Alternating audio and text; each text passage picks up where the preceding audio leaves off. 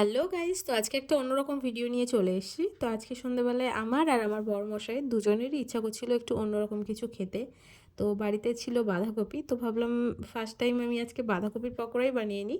তো এই জন্য দেখো বাঁধাকপিটাকে হালকা সেদ্ধ করে নিয়েছিলাম, তারপরে এখানে বেসন আর তারপরে যেরকম নর্মাল রান্নার মশলা এগুলো দিয়ে নিয়েছিলাম, লঙ্কার গুঁড়ো, হলুদ গুঁড়ো, জিরের গুঁড়ো, তারপরে ওখানে লঙ্কা কুচিও দিয়েছিলাম আমি।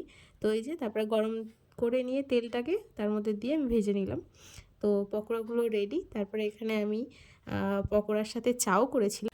তো এই যে তারপরে আমি গরম গরম চাটাও নিয়ে চলে আসলাম। তারপরে বড়মশাইকে জিজ্ঞেস করলাম দিয়ে যে খেয়ে বলো, ফার্স্ট টাইম আমি বাঁধাকপির পকোড়া বানালাম, যে তোমার কেমন লাগলো সেটা আমাকে বলো।